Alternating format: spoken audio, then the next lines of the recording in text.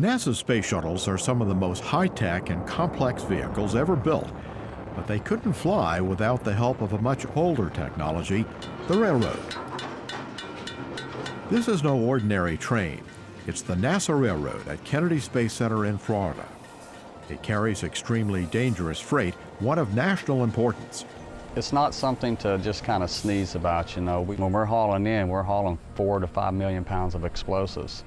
One shuttle solid rocket booster contains 4 motor segments packed with a hard, rubbery, volatile solid propellant. Every space shuttle launches with 2 boosters, which give the vehicle the extra thrust it needs during the first 2 minutes of the climb to orbit. The large, heavy motor segments have to take a week-long cross-country train ride from the ATK manufacturing plant in Utah to NASA's Kennedy Space Center in Florida. In shuttle, of course, with the segments, it is absolutely essential because you're looking at an average of approximately 150 tons per segment, and with 8 of them per launch, there really isn't any other better way to get them here from Utah. It's just an essential lifeline is what it boils down to. Today, this important but hazardous job is handled by URS Corporation engineers and mechanics in the railroad shop. The 11-member team takes care of all the rolling stock and the track system, including electrical work, mechanics, painting, welding, and even fabrication. That expertise is essential when it comes to handling the solid rocket booster segments, which travel to Kennedy on cradles inside custom-built rail cars.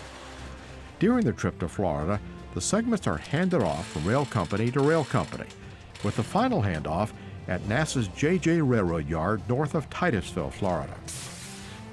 The Florida East Coast Railway, or FEC, delivers the segments to JJ, and that's when Kennedy's railroad team takes charge.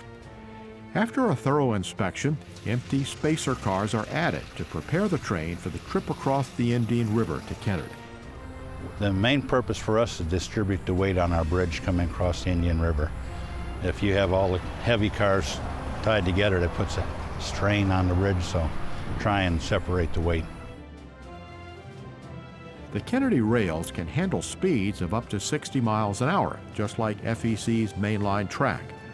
But because of the heavy and volatile cargo, the top speed here is only 25 miles an hour, and the trains typically move slower than that. All the work is done by a 1,500 horsepower locomotive known as the EMD SW-1500. NASA has 3 of these workhorses. They were built by General Motors between 1968 and 1970 and put to work for the space agency when shuttle loads demanded a lot more horsepower. They do have a lot of backbone. And again, when we bring in the segments and the spacer cars, you know, we got probably close to 4.5 to 5 million pounds that we pull with one motor. Once the train arrives north of the Space Center, the spacer cars are removed and taken back to the rail yard. The booster cars are kept at suspect sighting, an isolated staging area near the shuttle runway, until they go to the rotation, processing, and surge facility to start final launch preparations. When the boosters are recovered after launch, the same team loads up the spent segments and sends them back to Utah. Got a great track record, and it's basically a pretty simple process, you know, from all the way from Utah all the way to here to getting it on the launch pad, and the system has worked great. Kennedy's rail system was activated in 1963 to bring in construction materials for the growing Space Center as new facilities were built for the Apollo program. But throughout the years, the Florida climate took its toll, and hauling shuttle segments presented unique challenges of their own. Well, fast forward 20 years, and the Space Shuttle program was starting, and we were looking at freight cars that were somewhat longer and a lot heavier, and had a high center of gravity as well. FEC was paid to upgrade the aging system with heavier rail, welded joints, and concrete cross ties. Along with rolling stock standards like hopper cars and gondola cars, Kennedy also has some cars that were modified or even designed here. In fact, Hoffman himself designed the Booster Structures car.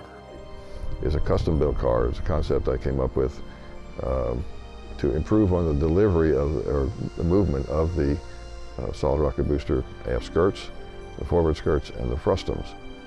Many other commodities have traveled these rails, such as nitrogen tetroxide rocket propellant, Air Force Titan rockets, Navy Trident missiles, and the shuttle-derived booster segments for the Ares 1X test flight.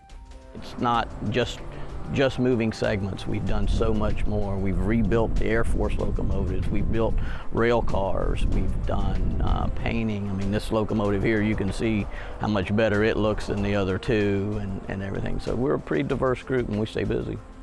The result is a vital and successful rail line that has stood the test of time. In May 2010, the last load of shuttle solid rocket booster segments came to Kennedy.